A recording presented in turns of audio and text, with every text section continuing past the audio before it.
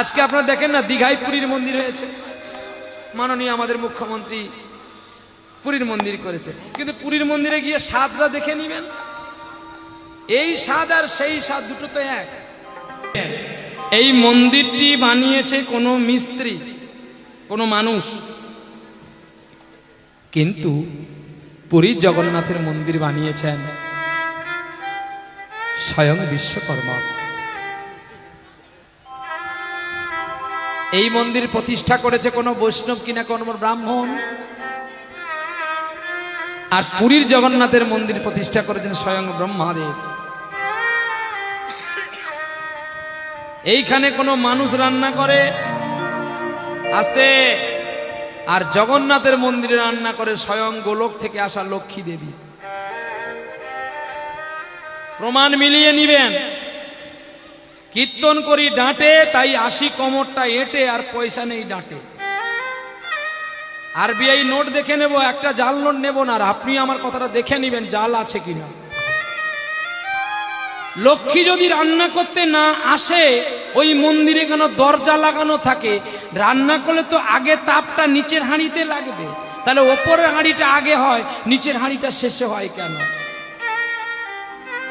আর প্রতিদিন তো আপনার বাড়িতে রান্না করেন, এক স্বাদ হয় কি? ও মা দেখো, আপনারা প্রতিদিন রান্না করেন, তেল মশলা জিরে সব দেওয়া হয়, সব দিন রান্না এক হবে?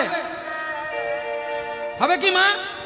কিন্তু আপনি জগন্নাথের মন্দিরে যাবেন, প্রতিদিন এক রকমের স্বাদ পাবেন।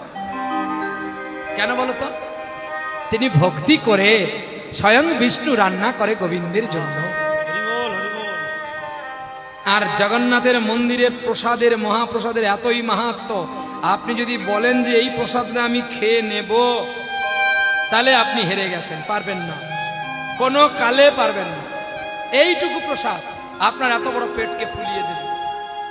আমার প্রমাণ, এর আগে আমার একটা করতাল ম্যান ছিল, যিনি করতাল বাজাতো আর কি। তিনি 1 কিলো 500 গ্রাম চাল, মানে 1.5 কিলো চাল তার কাছে কমন। একবার আমার বাইনের বাড়ি নবদ্বীপ, সে এখন নেই, ওর বাড়িতে গেছে বেড়াতে, 2 কিলো চাল রান্না করে ফেলেছে ভুলে। দুজন খাবে, 2 কিলো রান্না করেছে।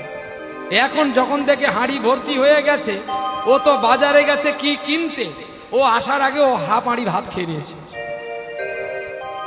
তো যখন এসে দেখে না এতগুলো ভাত, বলে কি রে এতগুলো ভাত কেন? বলে দাদা তুমি যতগুলো পারে খাও, বাকিটা আমি টেনে নেব। ও তো ঘুমিয়ে গেছে, ঘুম থেকে উঠে আবার খেয়ে নিয়েছে সবগুলো। তো আমি তাকে নিয়ে গিয়েছিলাম পুরীতে। ও বলছে দাদা এইটুকু প্রসাদ এনেছো, এটা আমাকে একাই কুলোবে না গো, আমার চোখে দেখা। পারলো না, ওই একবারই জানিয়েছে মা লক্ষ্মী ভেতরেই প্রবেশ করে যায়। আলবাদ সত্য কিনা আপনারা মিলিয়ে নিবেন। জগন্নাথ তো জগন্নাথ হয়, আপনি কোটি কোটি টাকা দিয়ে ঢাললে আর দ্বিতীয় জগন্নাথকে বানানো যায় বটে, কিন্তু সেই স্বাদ পাওয়া যায় না।